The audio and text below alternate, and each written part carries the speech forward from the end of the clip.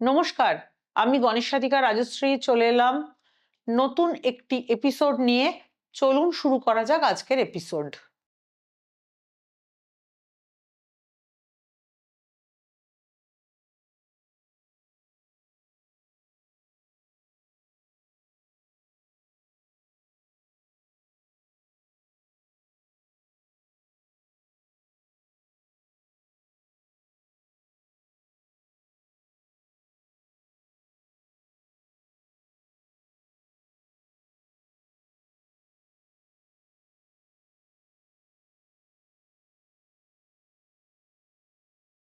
2026 সালের 17ই ফেব্রুয়ারি মঙ্গলবার ঘটে গেছে সূর্যগ্রহণ।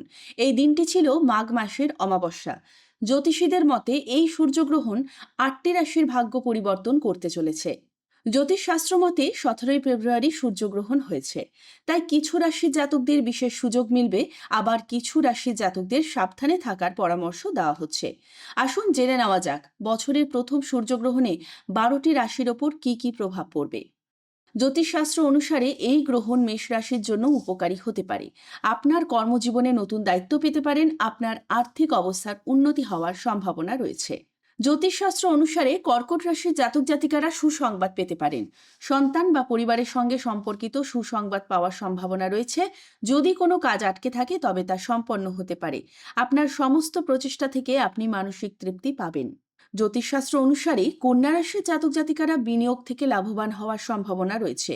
আপনি একটি নতুন বাড়ি, যানবাহন বা বিশেষ কিছু পেতে পারেন। চাকরিতে অগ্রগতি ও পদোন্নতির সম্ভাবনাও রয়েছে। জ্যোতিষশাস্ত্র অনুসারে তুলা রাশির জাতকদের জন্য এই সময়কাল প্রভাবশালী হবে। আপনার কথা অন্যদের ওপর প্রভাব ফেলবে। সমাজে সম্মান বৃদ্ধি পাবে এবং আপনি নতুন মানুষের সঙ্গে দেখা করবেন। প্রেমের সম্পর্ক শক্তিশালী হবে এবং আপনার সামাজিক অবস্থান বৃদ্ধি পাবে। জ্যোতিষশাস্ত্র অনুসারে বৃশ্চিক রাশির জাতকদের জন্য এটি একটি শুভ সময় হবে। পুরনো বিবাদের অবসান হতে পারে, আর্থিক লাভের সুযোগ তৈরি হবে এবং আপনার আত্মবিশ্বাস বৃদ্ধি পাবে। বিশেষ কেউ আপনার সাথে দেখা করতে আসতে পারেন। জ্যোতিষশাস্ত্র অনুসারে ধনু রাশির জাতক জাতিকাদের জন্য লাভের সম্ভাবনা রয়েছে। কর্মজীবনে সাফল্য এবং ব্যবসায় সম্প্রসারণ সম্ভব। ভ্রমণ লাভজনক হতে পারে, আপনি কর্মক্ষেত্রে সমস্যার সম্মুখীন হতে পারেন।